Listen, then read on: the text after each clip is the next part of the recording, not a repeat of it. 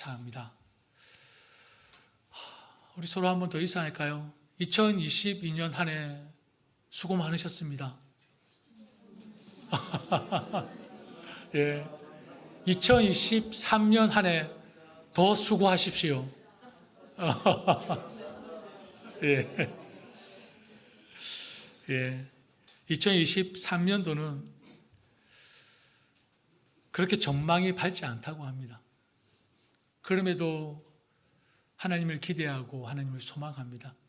우리의 삶에 더 풍성한 열매로 인도하실 하나님을 바라보며 하나님을 더욱더 의지하고 또 하나님의 일하심을 묵묵히 기다리며 또 함께 일하는 그런 한 해가 되기를 또한 축복합니다. 초등학교, 중학교, 고등학교, 대학교 할 것 없이 학기를 개강하고 첫 시간은 어떻게 합니까? 여러분, 첫 학기, 첫 시간에는 어떻게 하죠? 수업이 없죠. 근데 그렇습니까? 한 번도 수업이 없었던 적은 없었던 것 같은데, 그죠? 예. 그렇다고 예배가 없으면 큰일 나겠죠. 그죠? 보통 우리가 첫 시간, 첫 개강 때는 통상적으로 일찍 마칩니다. 그죠? 일찍 마칩니다. 예. 예. 첫 시간에 길게 했다가 선생님과 그 교수님의 그 인기가 급락해 버리지 않습니까? 그죠? 그래서 저는 상관없는데 또 저 때문에 또 하나님의 인기가 또 이렇게 급락해질까 싶어서 예, 오늘은 시간을 조금 조절해서 말씀을 전하도록 하겠습니다. 새해가 되면 우리는 보통 어떤 인사를 주고받습니까? 새해 복 많이 받으세요. 또 올 한 해는 좋은 일이 가득하기를 또 소망합니다. 뭐 해피 뉴 이월, 뭐 또 계획했던 모든 일들이 또 잘 이루어지기를 소망합니다. 우리 이런 인사를 주고받습니다. 그러나 이런 인사들이 참 코로나를 지나는 지금 상황에서는 참 무색하다라는 느낌이 듭니다. 올해보다 새해가 2022년보다 2023년도가 전망이 더 밝지 않다고 합니다. 어떻게 될지 모르는 이 미래의 막막함 속에서 참 이런 새해 인사는 좀 형식적인 것 같고 아무런 힘과 도움이 되지 않는 것 같습니다. 그냥 느낌으로. 개인적으로 봐도 또 사회적으로 봐도 관계적으로 봐도 환경적으로 봐도 참 어느 한 곳 밝은 곳이 없습니다. 많은 전문가들은 요즘 같은 시대를 뷰화 시대라고 얘기를 하더라고요. 미래를 예측할 수 있는 사람은 아무도 없지만 요즘과 같은 세상을 뷰화 시대라고 하는데 이게 영어 단어의 첫 글자를 따가지고 이제 이렇게 뷰화라고 하는데 이렇게 V는 변동성, 아주 많은 변화가 있다라는 뜻을 가지고 있고 또 C는 불확실성 그리고 또 복잡성, 또 모호성 이것을 통틀어서 이제 뷰화라고 해서 요즘 시대를 그렇게 학자들이 일컬고 있더라고요. 그런데 원래 이 뷰화라는 용어는 냉전 시대 때 미군들이 작전을 설명하기 위해서 만든 것이라고 합니다. 하지만 이제는 기업들이 빠르게 변화하는 시장에서 살아남기 위한 비즈니스 세계에서 자주 쓰이는 말이 되었습니다. 일터나 정치 그리고 인간관계에서도 우리 삶은 갈수록 이렇게 뷰화화 되어져 가고 있습니다. 팬데믹 시대를 지나는 지금은 더욱더 변화가 심하고 더 불확실하고 더 모호하고 더 어두운 그런 시대입니다.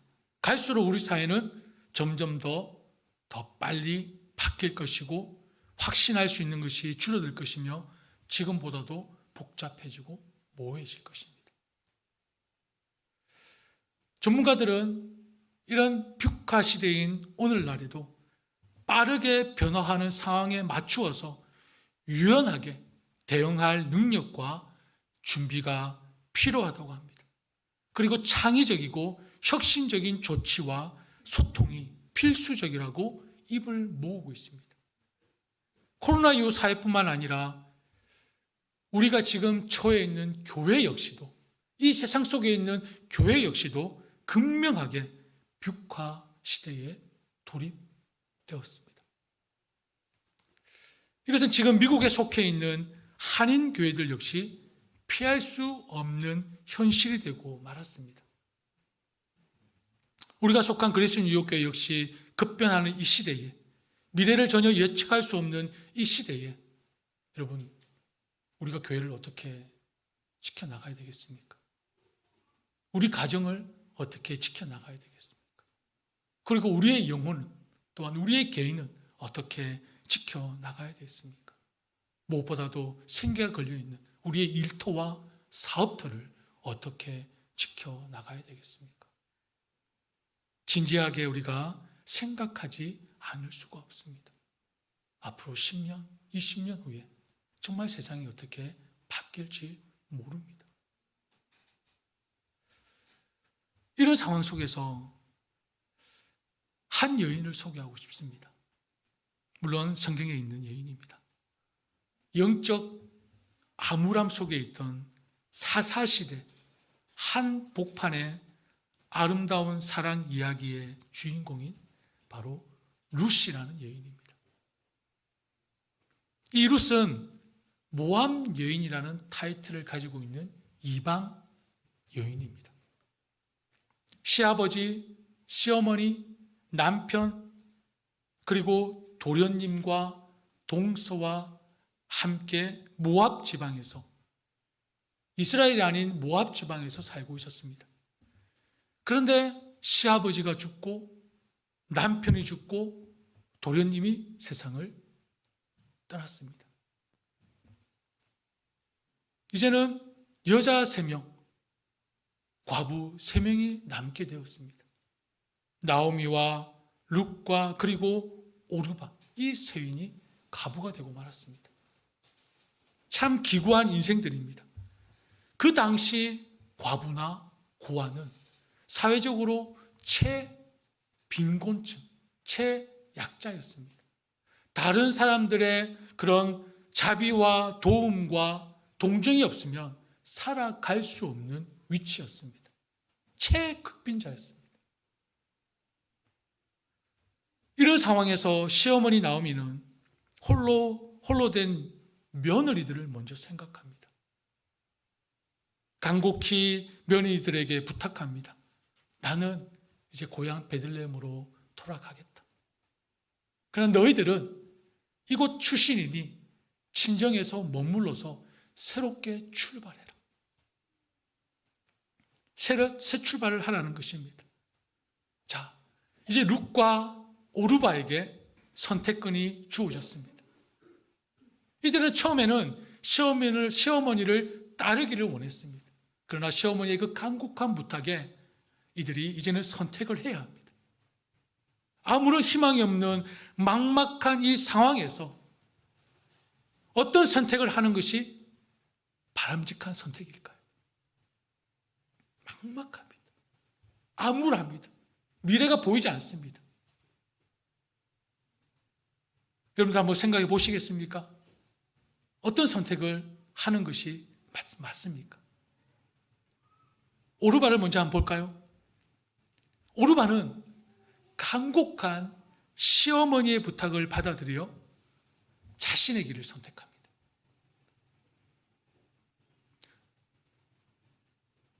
아주 이성적이고 합리적인 결정입니다. 그럼 잘못된 선택이 아닙니다. 성경에 보면 잘못된 선택이라고 하는 말씀이 한 군데도 없습니다. 아주 이성적이고 합리적인 판단입니다. 오르바의 선택이 잘못된 선택이고 부정적인 판단이라고 성경 어디에서도 말한 적이 없습니다. 우리가 볼 때 충분히 납득이 되는 선택입니다. 그러나 중요한 것은 오르바의 선택이 최선의 선택이 아니었다는 것을 알 수 있습니다. 잘못된 판단이 아니고 그리고 잘못된 결정이 아니었지만 그러나 오르바의 선택이 최선의 선택이 아니었다는 것을 알 수 있다는 것입니다. 왜냐하면 오르바의 그 선택 뒤로 나오미와의 관계에서 더 이상 아무 역할을 하지 못했기 때문입니다. 무슨 말씀입니까? 룻기라는 이 아름다운 사랑 이야기 속에서 그 선택 이후에 오르바라는 여인은 성경 어디에도 찾을 수가 없습니다. 아름다운 이야기에서 이제 오르바는 지나가 버렸습니다. 잘못된 판단이 아니라고 했습니다. 잘못된 결정이 아니라고 했습니다. 그러나 최선의 선택은 아니라는 것을 알 수가 있죠. 최고의 선택은 아니라는 것을 알 수가 있습니다.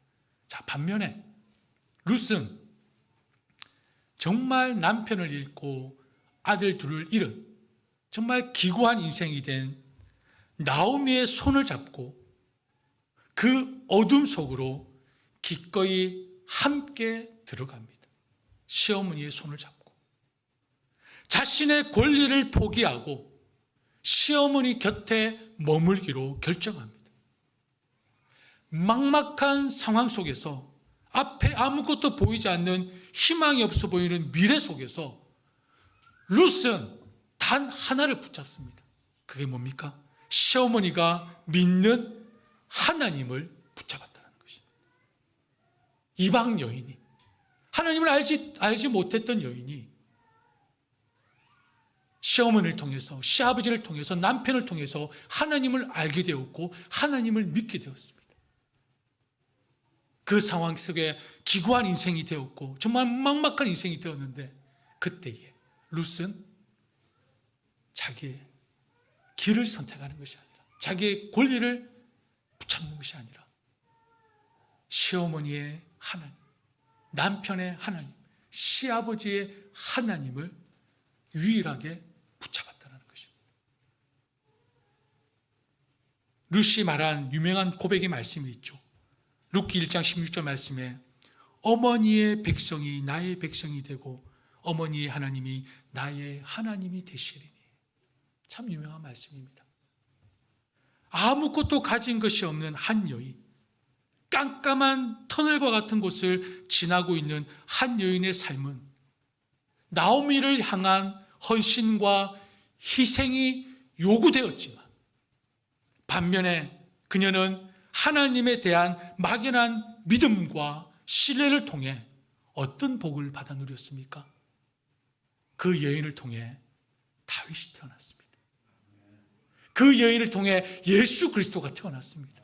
다윗의 조상이 되었고 예수 그리스도의 조상이 되는 엄청난 놀라운 복을 받아 누리게 되었던 것입니다. 아무것도 보이지 않는 암울한 상황 속에서 그녀가 단 지푸라기도 짚는 심정으로 붙잡은 것은 하나님이었습니다. 하나님. 모압에서 살았던 이방 여인이 자기 조국을 떠나서 사해를 빙 돌아 예루살렘, 어머니의 고향, 시아버지의 고향 그런 곳으로 갔다는 것은 뭘 포기한 것입니까? 자신의 언어를 포기했고 풍습을 포기했고 자기 사고방식을 포기했고 가치관을 포기했고 가족도 포기했고 친척도 포기하고 그리고 그 모압에서 섬겼던 자기의 신도 다 버리고 약속의 땅 예루살렘에서 하나님의 백성으로 살겠다는 그 삶을 선택하는 순간 어떤 일이 벌어졌습니까? 어떤 일이 벌어졌죠? 그 다음부터는 누가 일하십니까? 하나님이 일하십니다. 아름답지 않습니까? 아무것도 보이지 않는 그 막막한 상황 속에서 새 출발할 수 있었고 자기의 권리를 붙잡을 수 있었는데 다 내려놓고 시어머니의 하나님을 붙잡는 그 순간부터 하나님의 백성으로 살겠다고 선택한 그 순간부터 그 다음은 하나님께서 일하셨습니다. 하나님께서.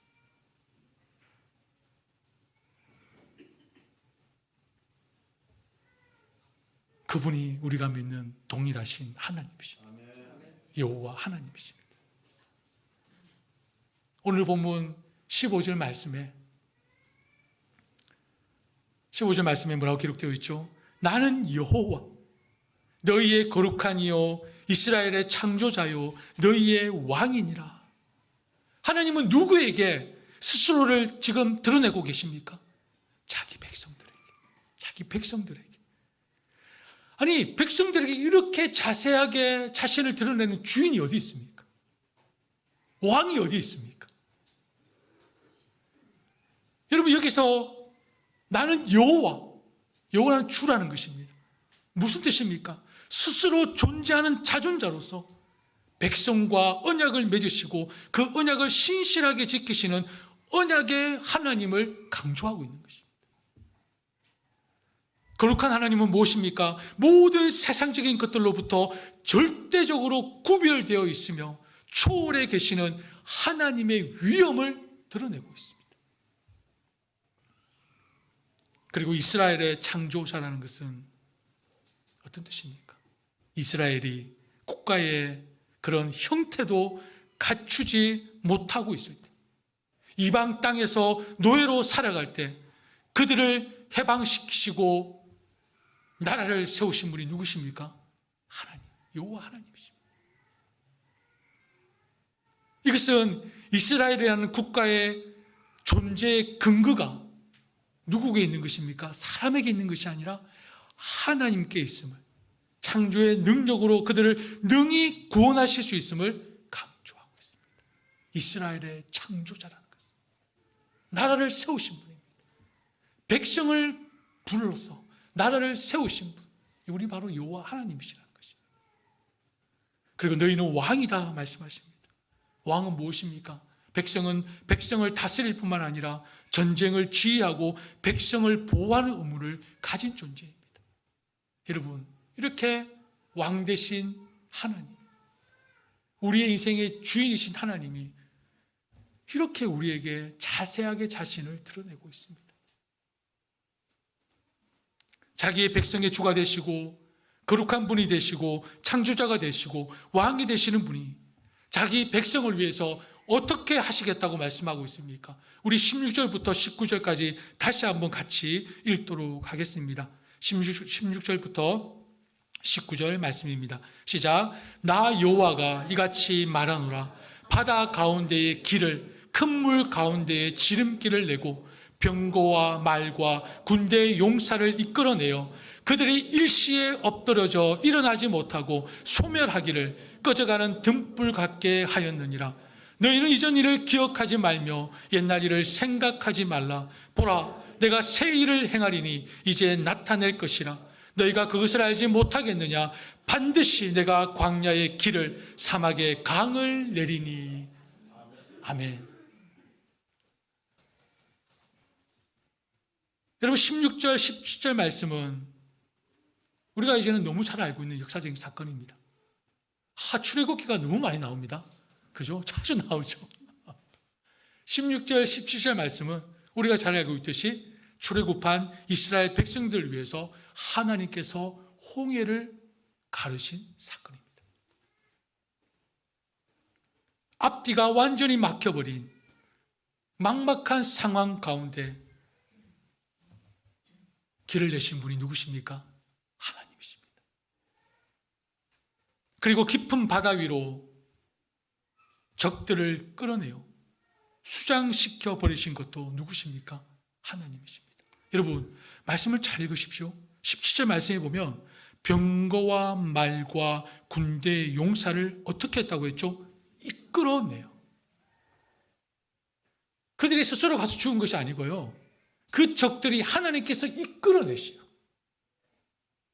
그 홍해에 수장시켜 버리십니다. 하나님이 일하실 때는 깔끔하십니다. 하나님이 일하실 때는 깔끔하십니다. 내가 일하려고 하니까 이곳에서 문제, 저곳에서 문제 뻥뻥 터지는 것입니다. 하나님이 일하실 때는 깔끔하게 하십니다. 우리의 모든 적들을 하나님이 이끌어내시어 홍해에 수장시켜 버리시고 하나님의 백성들을 위해서 뭘 하셨습니까? 길을 내셨습니다. 그것도 지름길. 여러분, 홍해를 돌아서 가보려고 해보십시오. 얼마나 시간이 많이 걸립니까? 하나님이 지름길을 내셔서 자기 백성을 건너게 하셨습니다.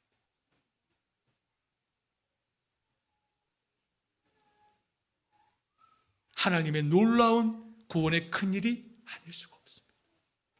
어찌 하나님을 찬양하지 않을 수 있겠습니까? 그런데 여러분, 18절 말씀에 뭐라고 기록하고 있죠? 너희는 이전 일을 기억하지 말며 옛날 일을 생각하지 말라 말씀하고 있습니다. 출애굽 사건을 말하는 것입니다. 이전 일은, 옛 일은.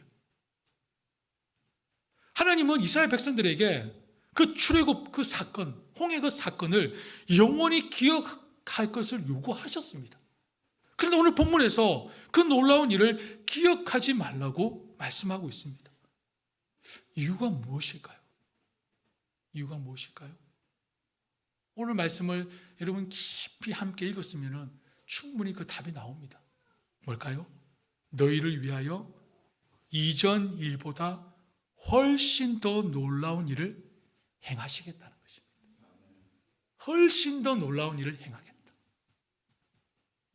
이스라엘 백성들이 도저히 상상도 할 수 없는 구원의 큰 일을 내가 너희들에게 보이겠다. 내가 행하겠다. 하나님께서 말씀하시는 것입니다. 그러니 옛 일을 기억하지 말라. 이전 일을 기억하지 말라. 말씀하고 있는 것입니다. 사실 이스라엘 백성들의 출애굽 사건은 여러분 기적 중에 기적이지 않습니까? 얼마나 큰 기적입니까? 애굽에서 노예 생활하던 민족이 집단적으로 그 몇백만 명이 되는 그 집단적인 사람들이 탈출한다는 것은 여러분 불가능한 것입니다. 그런데 그것을 누가 가능하게 하셨습니까? 우리 하나님 아버지께서 가능하게 하셨습니다. 그런데 여러분, 이 사건보다 비교할 수 없는 놀라운 구원 사건을 베푸시겠다. 이사야 이 당시에는 지금 이스라엘이 어떤 상황입니까? 초토화된 나라를 잃은 상황입니다. 여러분, 그래도 출애굽할 때에는 누가 있었습니까? 모세라는 지도자 구심점이 있었습니다. 근데 지금은 나라가 망해서 다 뿔뿔이 아수르로, 바벨론으로, 포로로 다 잡혀갔습니다. 나라가 완전히 산산조각 났습니다. 그런데 여러분, 이런 산산조각 나라를 다시 세우는 것이 홍해를 가르는 기적보다 더 놀라운 것 아닙니까? 하나님께서 그 일을 행하시겠다는 것입니다. 바벨론에 포로로 잡혀있던 하나님의 백성들을 다시 불러 모아 귀환시킵니다. 성벽을 재건하고 성전을 재건하는 놀라운 일을 하나님께서 또한 이루어 가셨습니다. 우리는 역사를 통해 알고 있습니다. 그뿐입니까? 우리는 더 놀라운 일을 경험했지 않습니까? 바로 예수 그리스도의 성육신 사건, 예수 그리스도의 십자가 사건, 예수 그리스도의 부활 사건이 하나님께서 우리를 향하신 더 놀라운 기적 중에 기적을 우리에게 베풀어 주셨습니다. 그리고 여러분, 마지막으로 하나님은 하나를 더 준비하고 계십니다. 그게 무엇입니까? 세상의 마지막 때 이루어질, 지금 우리가 기대하고 소망하고 바라고 있는 마지막 때의 일입니다. 하나님은 이 세상 마지막 때에 이 세상은 물론 모든 악한 원수들을 심판하고 멸하실 것입니다. 그리고 하나님은 곳곳에 흩어져 있는 자신의 백성을 불러 모아 온전히 구원하시고 영원한 하나님의 나라, 우리를 인도하실 것입니다. 그렇습니다. 하나님은 과거에만 매이지 않도록 현재에도 생생하고 커다란 구원의 역사를 하나님은 허락해 주시고 계시며, 우리가 상상할 수도 없지만 미래의 더 큰 구원, 더 놀라운 구원을 분명히 이루어 가시고 계신다는 것입니다. 사랑하는 여러분, 2023년 여러분의 마음은 어떻습니까? 하나님이 일하심을 기대하십시오. 2023년 하나님이 일하심을 소망하십시오. 하나님이 여러분의 개인과 가정과 일터, 그리고 그리스도인 뉴욕교회에 행하신 일뿐만 아니라 장차 이루실 더 큰 구원을 기대하고 소망하며 살아가시기를 바랍니다. 놀라우신 하나님은 우리의 기대와 소망을 충분하게 또 풍성하게 채우실 뿐만 아니라 감당할 수조차 없는 감격과 감사가 넘치도록 은혜로운 일, 복된 일을 분명히 우리 가운데 이루어 가실 것입니다. 그러니 사랑하는 여러분, 보라, 내가 새 일을 행하리니. 보라, 내가 새 일을 행하리니.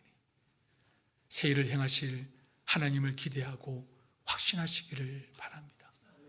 그러면 여러분 주변에 있는 적들을 하나님께서 물리쳐 주실 것이고 여러분을 위해서 길을 내실 것입니다. 여러분들에게 맡겨주신 그 사명과 사역들을 성실하게 신실하게 충성하는 2023년 한 해가 되기를 축복합니다. 여러분 2023년 기대가 크시죠? 세상은 더 힘들어지고 어려워지는 것 같지만 여러분 우리 교회는 더 부흥을 경험할 것 같지 않습니까? 더 풍성해질 것 같지 않습니까? 아멘대로 되면 큰일 날 것 같습니다. 아니 별로 부흥을 경험 못할 것 같은데요. 아멘 소리를 들어보니까. 여러분 2023년도에는 세상은 더 어둡고 힘들지만 더 어려워가지만 우리 그리스도인 이웃교회는 더 풍성한 열매를 맺을 줄 믿습니다. 아멘. 감사합니다. 이제 좀 안도의 한숨이 예, 여러분 2023년 한 해 여러분 정말 복된 한 해가 되기를 축복합니다. 우리 마지막으로 서로 한번 인사할까요? 2023년 새 일을 행하실 하나님을 기대합시다. 2023년 새 일을 행하실 하나님을 기대합시다. 예, 여러분 개인과 가정과 또 여러분의 사업과 여러분의 일터에 그리고 또 우리 교회에 정말 새 일을 행하실 하나님을 기대하며 모든 영광 하나님께 올려드리기를 축복합니다. 우리 함께 찬양하겠습니다. 우리 함께 불렀던 찬양입니다. 우리 주가 일하시네. 이제 여러분 몇 번 부르셔서 아마 이 가사에 더 큰 은혜가 있을 줄 믿습니다. 여러분 가사를 또 생각하시고 또 오늘 말씀을 기억하시면서 정말 2023년도에는 하나님과 함께 더 풍성한 열매가 있고 우리 가정과 또 우리 교회와 또 여러분의 사업과 일터 위에 또 여러분의 영혼 위에 정말 하나님의 말할 수 없는 복을 누리는 한 해가 되게 해달라고 또한 하나님 일하심에 정말 내 계획과 내 생각과 내 모든 것들은 내려놓게 하시고 온전히 하나님이 일하실 수 있도록 나는 그저 도구가 되겠습니다. 하나님께 고백하는 그런 시간을 갖도록 하겠습니다. 우리 주가 일하신 함께 찬양합니다.